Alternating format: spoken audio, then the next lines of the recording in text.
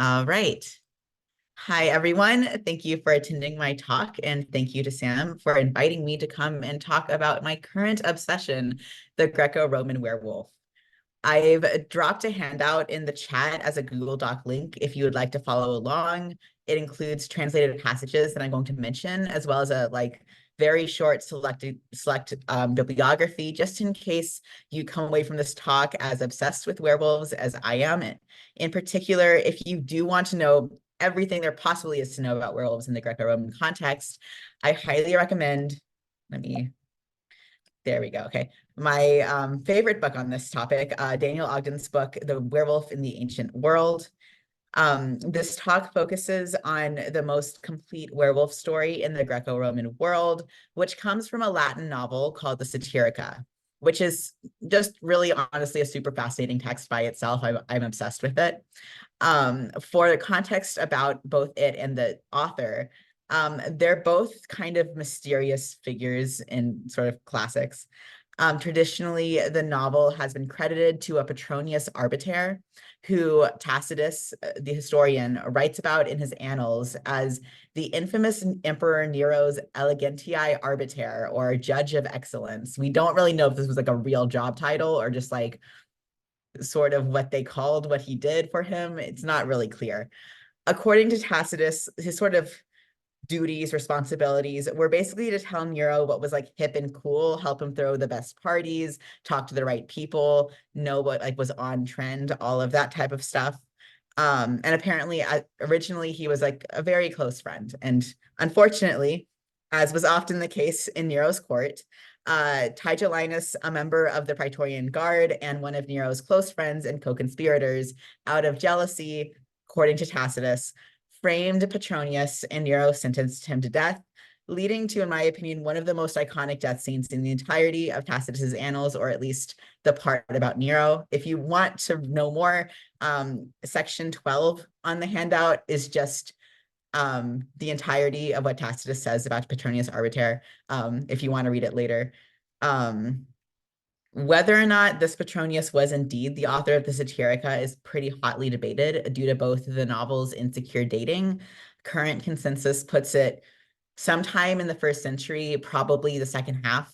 The fact that, and also the fact that the first attribution of this particular Petronius being the author comes from about 300 years after we think the novel was published, which is not great time-wise. Like that's a little too far in the future for us to feel very confident that this is true. The novel itself, as I've alluded to already, is also kind of riddled with mystery. What we have now of the novel is extremely fragmentary and scattered. Our current extant editions begin in what we think is the middle of the novel's like plot, if you can even call it that, though the novel as a whole is very, very episodic. So it can be quite difficult to understand what the overarching plot was originally meant to be. From what we have reconstructed, the plot centers around a trio of characters: Encolpius, the narrator, his friend and romantic rival Ascyltus, and their slave and shared, or potential slave, that's also kind of debated, and shared love interest, Giton. Much of the plot is driven by the triad traveling around southern Italy, encountering various characters and getting into mischief, as well as like various lovers' quarrels. Overall, it's really an interesting novel. It's as interesting, in my opinion, for the plot as it is for the novel's focus on non-elite life in the Roman Empire. I have a hard time even thinking about any like one character in the novel that is like fully like an elite Roman. A lot of them are ordinary everyday people, or like I think the highest you can go is like merchants maybe. So that's interesting just because that's very rare in classical literature. The passage that I'm going to be focusing on is from the fourth episode, often called the Cena Trimalchionis, or Trimalchio's Dinner. I'm going to probably refer to it as the Cana for short for most of this talk, but that's what I'm talking about. It's the longest and most complete section of the text, in which the trio are invited to an over-the-top dinner hosted by the extravagantly wealthy freedman Trimalchio, where the trio and the rest of the guests experience lavishly presented food, often disguised as other things, acrobats, a mock funeral for their host, and lots of conversation between the guests, who are all also freedmen of varying levels of wealth. The werewolf story appears in chapters 61 and 62 when one of the guests, Nikaros, is goaded by their host to tell the story of his encounter with a soldier who turned into a wolf and back again. As Sarah Iles Johnston notes in her book, Encounters Between the Living and the Dead in Ancient Greece, tales of the supernatural and ghost stories can often be useful tools in understanding various facets of a culture, especially how a culture views power, taboo, death, and other difficult topics. Much like how Johnston uses ghost stories to further understand ancient Greek culture, in this talk, I will be examining the story of the werewolf told by Nikaros in order to argue that this story serves as a warning about the danger of all encounters with the monstrous. This conclusion has profound implications for the guests of the Cana who are dining on monstrous food and being hosted by the monstrous figure of Trimalchio. First, I'm going to discuss the figure of the werewolf within the Greco-Roman culture more broadly, before turning to the werewolf story in the Cana more specifically. While it is clear that the werewolf was indeed a known supernatural figure throughout the Greco-Roman world, the literary record surrounding it is pretty scanty, as well as the scholarship focusing on it, especially in the 20th century. You get a little bit at the beginning, and then like no one really thinks about it at all, and then sort of early 21st century up to now, we've gotten a little bit more, thankfully. I both more recently, Richard Gordon and Daniel Ogden, who I've both added to the selected bibliography, have both examined the werewolf in regards to themes, tropes, and expectations an ancient audience would have surrounding the figure. I'm going to be building off of both of their work in order to first examine what expectations the audience of the Satirica would have held concerning werewolves, as well as how Petronius uses these expectations to craft Nikaros' story. In this section of the talk, I'm going to be looking at several examples of other stories told about werewolves in antiquity, most notably Lycaon's transformation in Ovid's Metamorphoses, and Pliny the Elder's 2 stories about them in his natural histories. These 3 narratives are really important in understanding the figure of the werewolf in antiquity, as besides Nikaros' tale in the Satirica, they serve as some of the most complete examples of this type of story found in antiquity. And you'll see they're not very long stories, so we don't have much. Notably, Ogden has claimed, rightly, I believe, that the werewolf in the Greco-Roman context was far more of an oral folk tale rather than a common literary figure, which may explain both why there are so few literary sources, as well as why Petronius, with his interest in non-elite culture, may have chosen to have one of his non-elite characters tell this story in his novel. These 3 stories contain themes of boundary transgression, cannibalism, and deception through food, which, as I will discuss later in the talk, are key themes that Petronius deliberately invokes and subverts within his own werewolf narrative in the Satirica. In Pliny's Natural History, he recounts several werewolf myths and folklore, 2 of which are pretty useful for this talk. These are numbers 1 and 3 on the handout, but they're also going to be on the screen. His account of an Arcadian coming-of-age ritual in which Arcadian youths turn into wolves for a period of time before turning back into men, and his account of an Olympian who turns into a wolf after consuming a human sacrifice on Mount Lycaon are the 2 stories. There are notable things about his stories that can begin to allow us to understand the themes and cultural position that these stories had in the Roman world. First, in the introduction of these accounts, Pliny goes out of his way to note that these tales are purely fiction, only believed by the gullible, stating in the opening of the section that we ought to discern confidently that the men being turned into wolves and restored to themselves again is false, or we must believe all the tales that are fantastic from as many generations.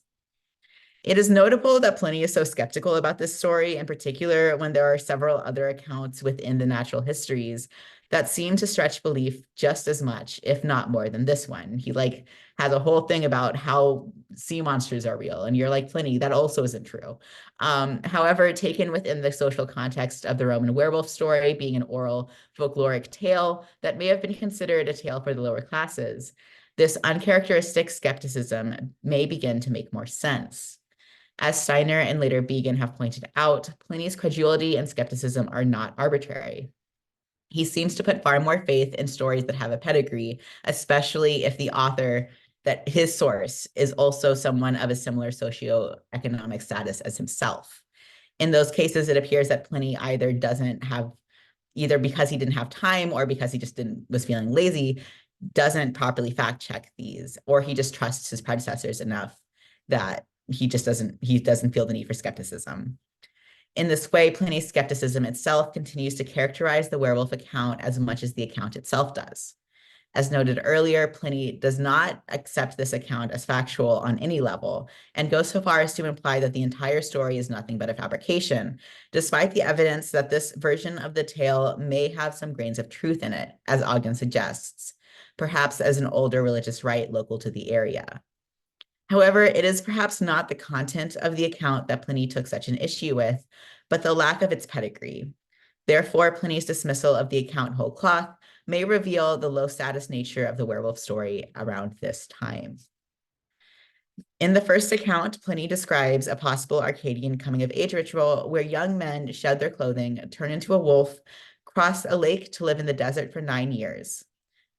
If during that time they don't eat human flesh, they can come back across the river and after their time is up, put their clothing back on and return to human form and just continue to live as humans for the rest of their lives, presumably.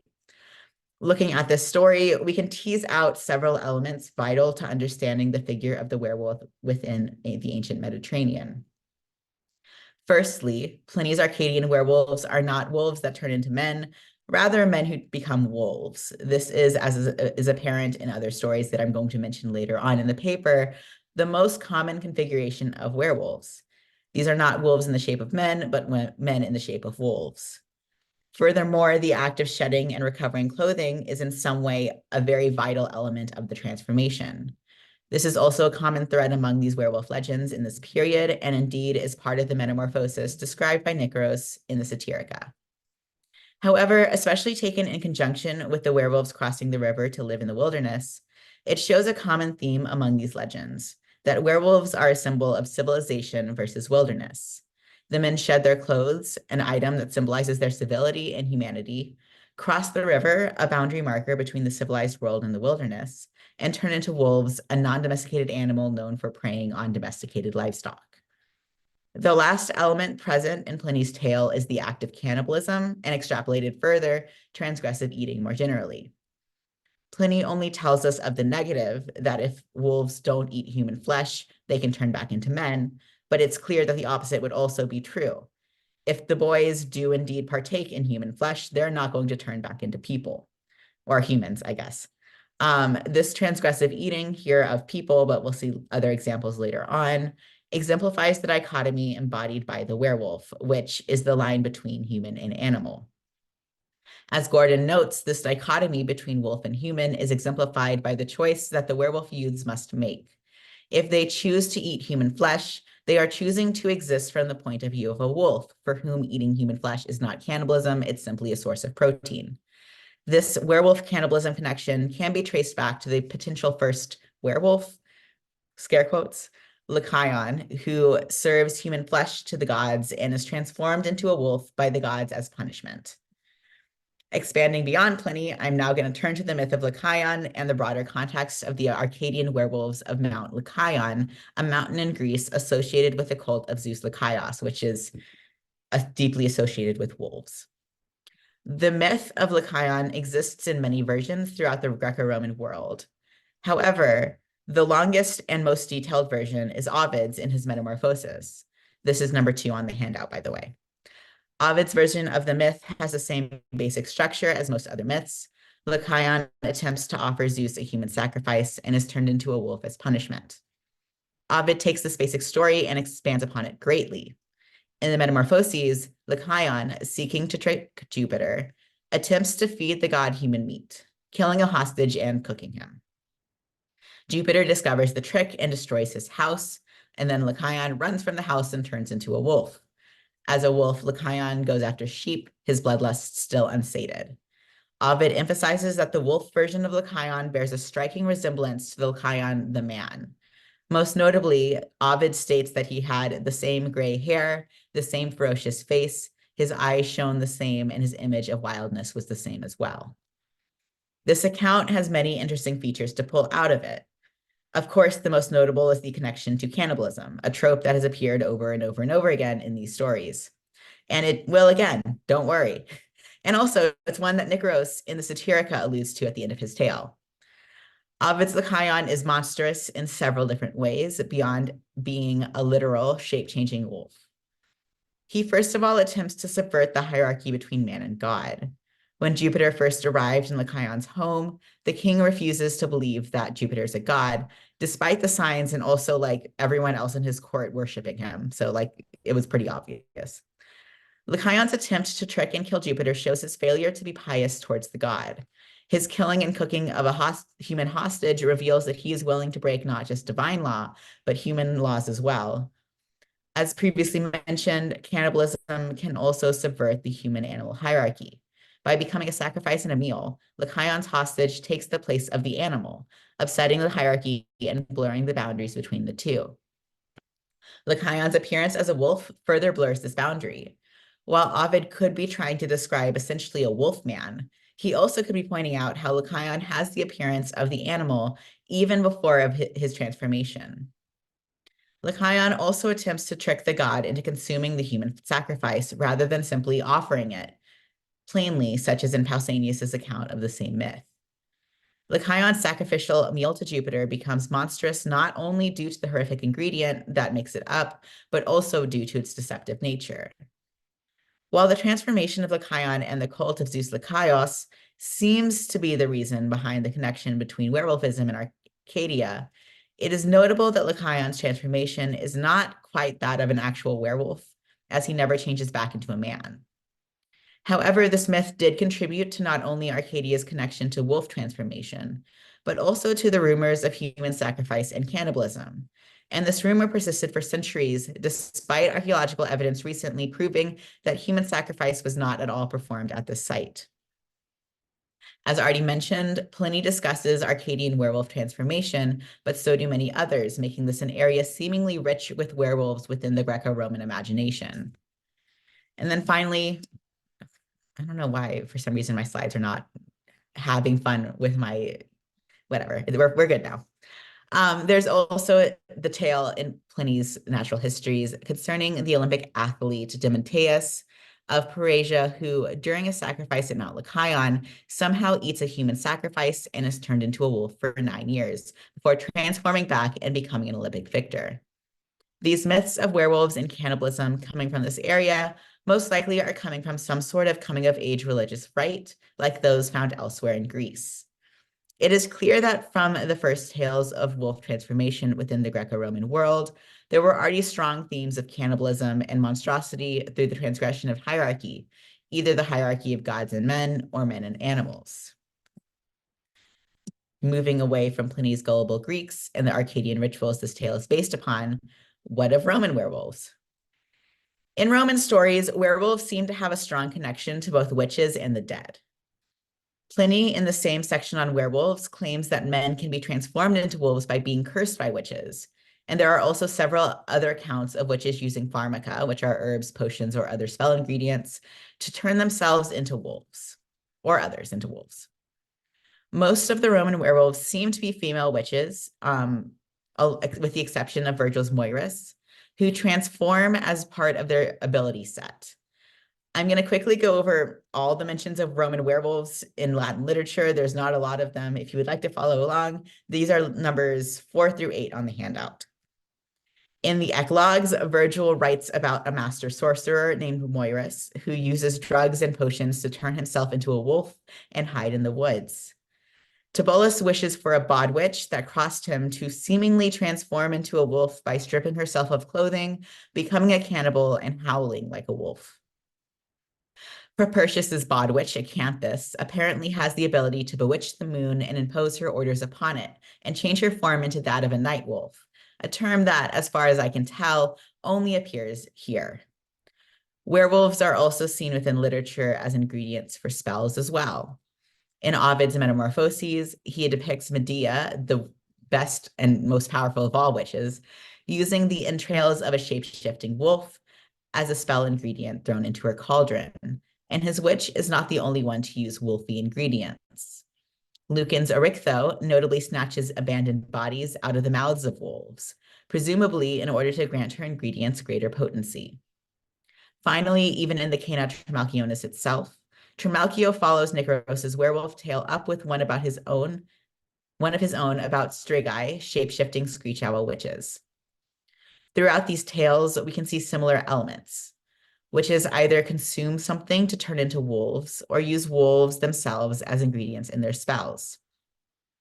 They also often only transform at night, similar to the werewolf in Necros' story. Tibelus's witch follows a similar tradition as that of the Arcadian wolves, stripping out of her clothes and practicing cannibalism. Moiris, also like the Arcadian wolf stories, specifically transforms into a wolf in order to hide in the woods. Roman werewolves have a very strong connection to the dead as well as to witches. This connection can be seen in many places, most notably in the Latin literature we've already looked at, but also in extant magical spells and papyri, as well as Etruscan funerary monuments. Moiris's potions not only allow himself to turn into a wolf, but also to rouse the ghosts from the bottom of their tombs. Tibulus's wolfy bodwitch spends her time gnawing on bones in a cemetery with other wolves. Lucan's Eryctho is most likely taking the dead from the mouths of wolves in order to use the restless dead created by this act to strengthen her spells. The trifecta of werewolf, ghost, witch is not that surprising.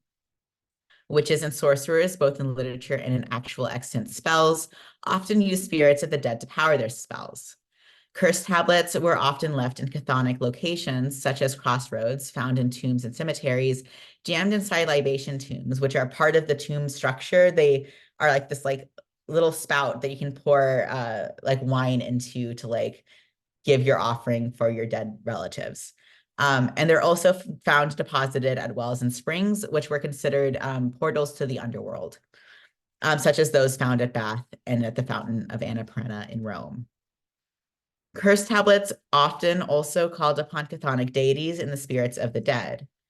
In SCG 14, number 615, this is number 9 on the handout, the practitioner specifically calls upon the ghost of his brother, and in Supplementum Magicum 142, number 10 on the handout, the practitioner calls upon several chthonic deities, including a corpse demon and the Furies, as well as several Egyptian deities associated with the dead, to force the victim of the curse to desire the client of the practitioner.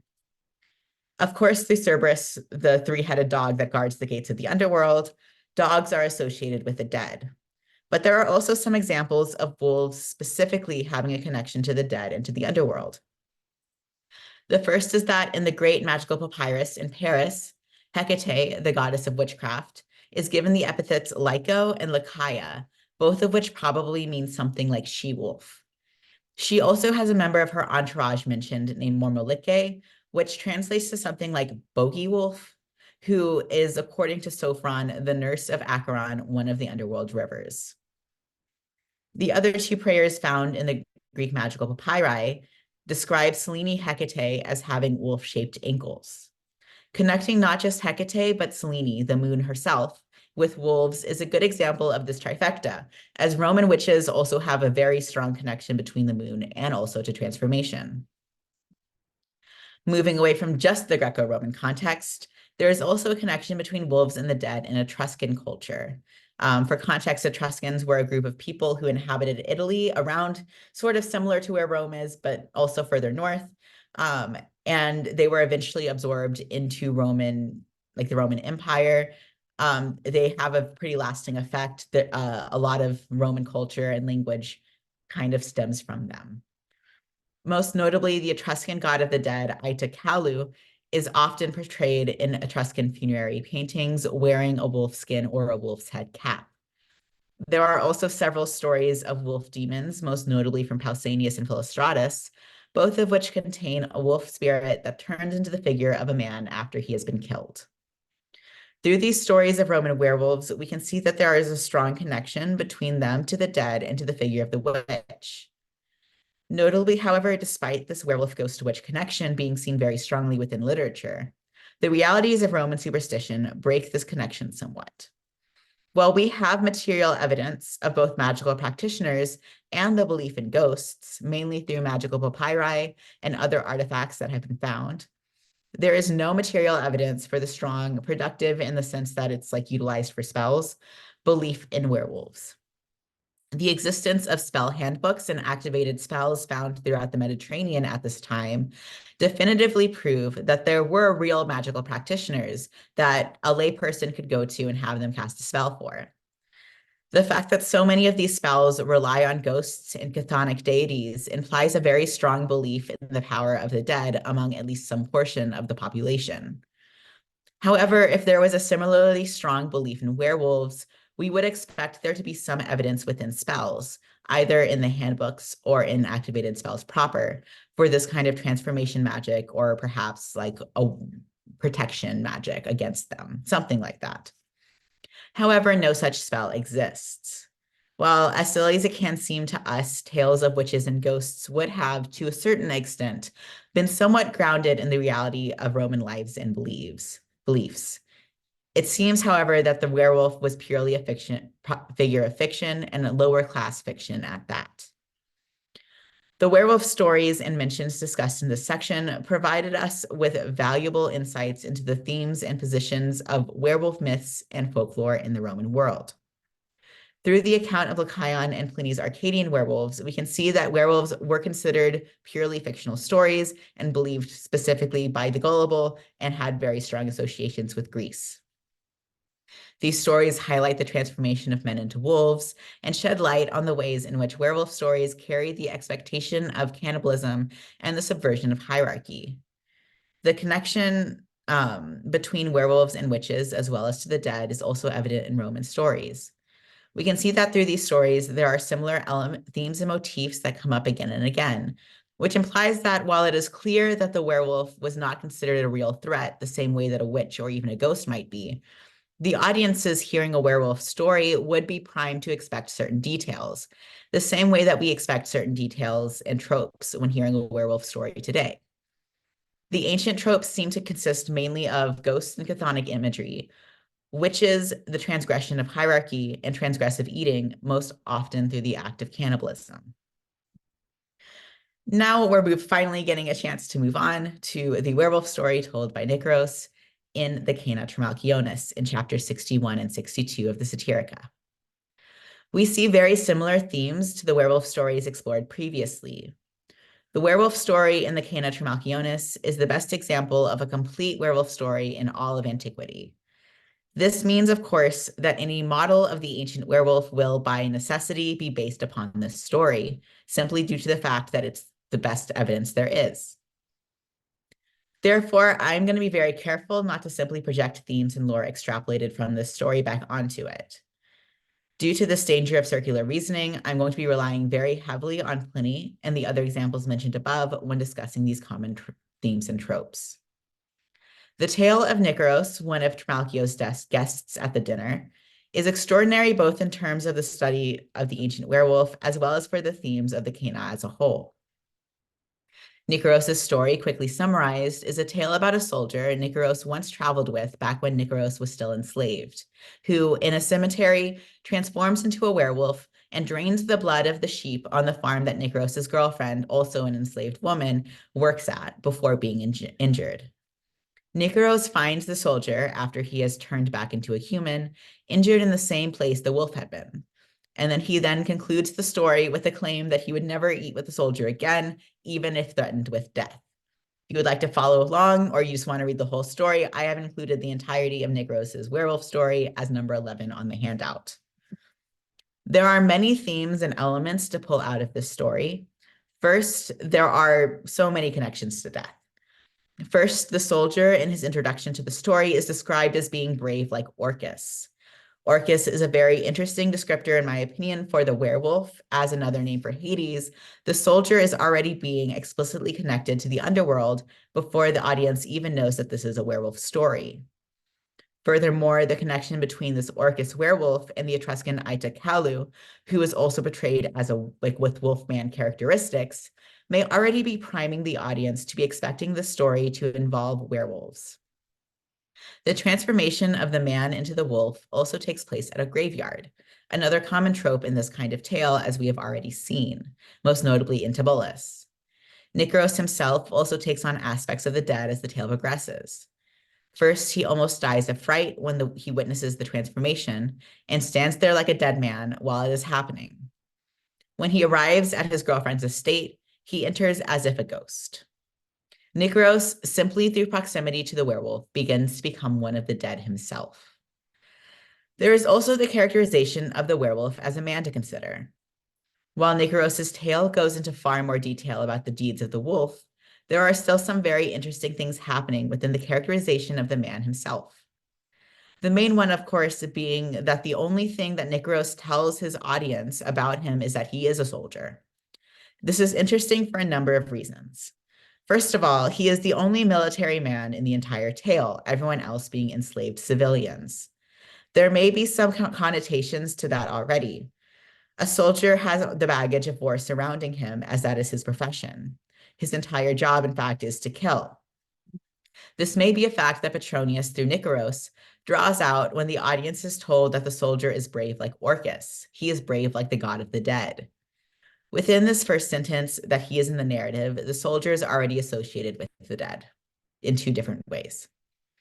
As I discussed above, the simile works on multiple levels within the narrative, and death continues to be a motif within the story.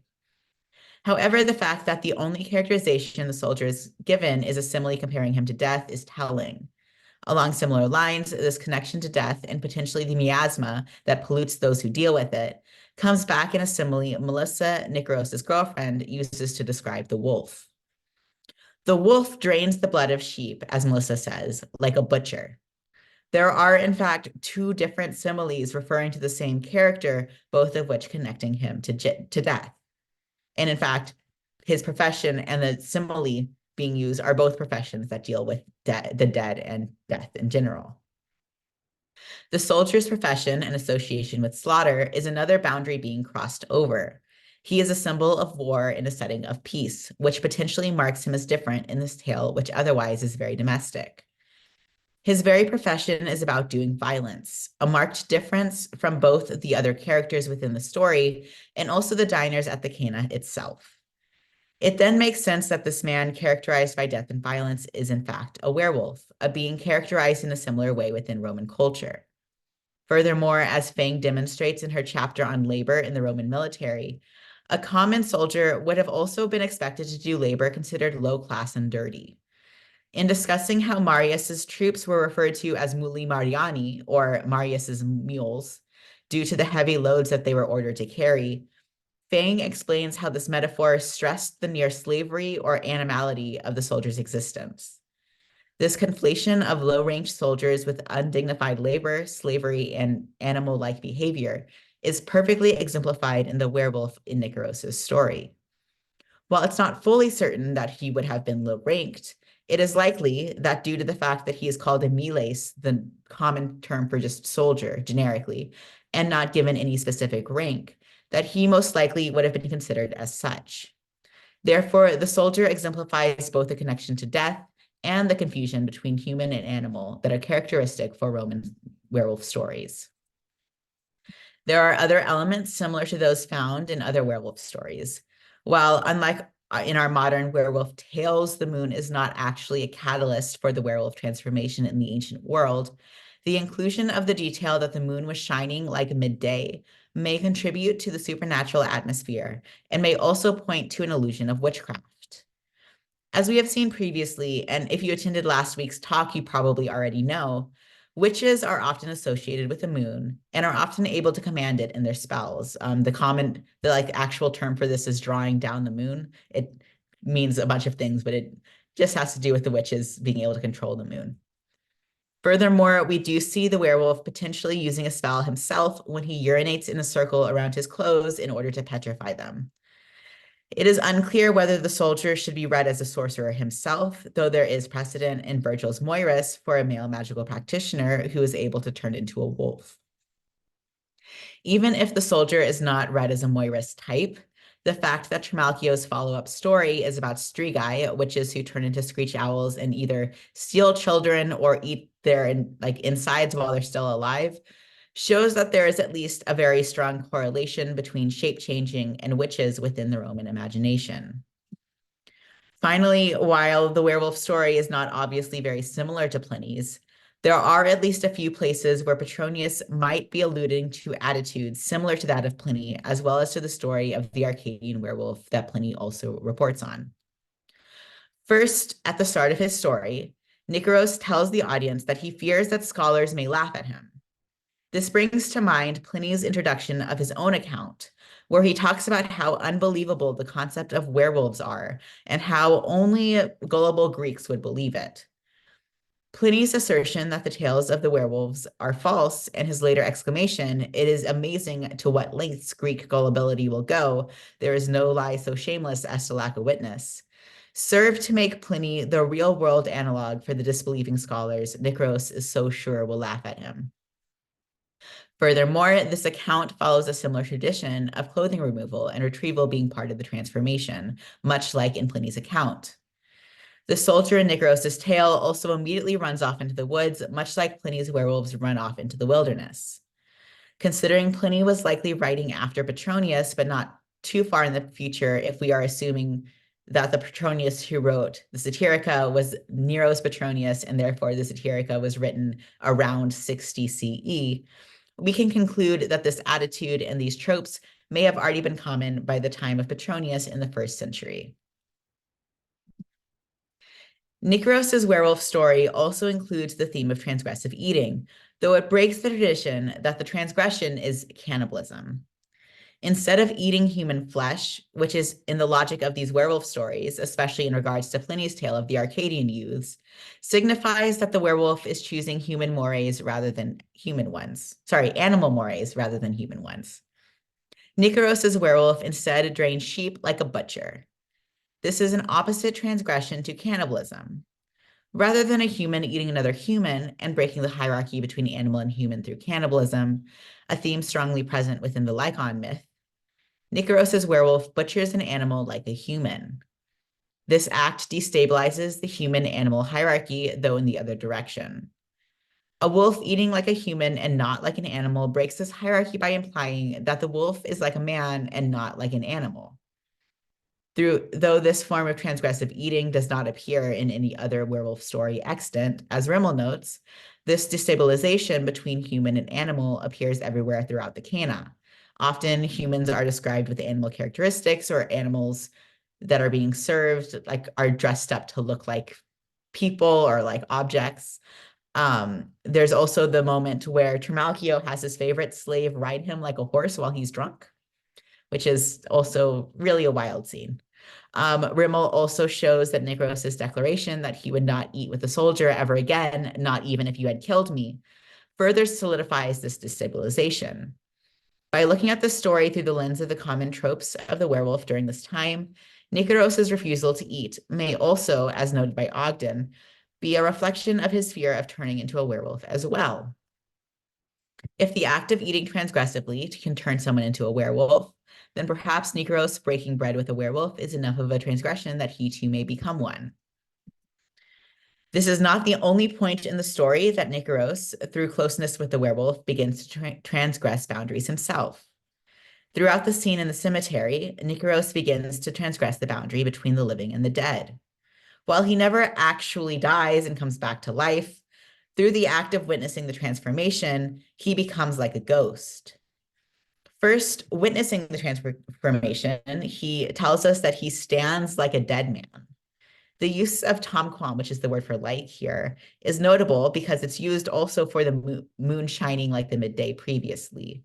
He's not actually dead, but he takes on the appearance. And after the wolf runs off and Nicaros investigates the petrified clothing, he asks a rhetorical question: whoever died of fright, if not me? This appearance of death is offset by it being a rhetorical question. Obviously, Nicaros did not actually die of fright. However, no longer is he just like a dead man, but he is now dying of fright. He has gone from simply appearing to be dead to going through the motions of dying. Finally, while running to his girlfriend's estate, in which he actually sort of claims to be fighting off ghosts with his sword, which is a very funny moment, he enters like a ghost and describes himself with the appearance of a corpse. At this point, Nicaros has appeared to look dead and then die within a cemetery, and now he has taken on the appearance of a ghost. Notably, each of these expressions gets closer to reality within the grammar. The tomquam, the word for light, in the first expression places it firmly within a simile. Then the use of qui, which is the relative pronoun, in the second expression has a generalizing effect, but no longer is his death purely within the simile. In the last description, he enters in larwam, which is like a ghost.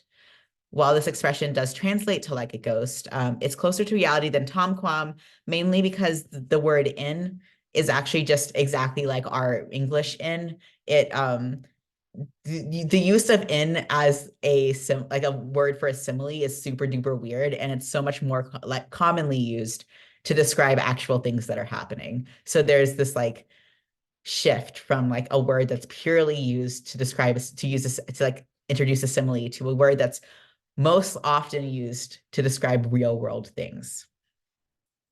This series of descriptions shows how Nicaros, through the act of watching the transformation, which is a transgression of a boundary itself, is implicated in the transgression and forced to also change along with the werewolf.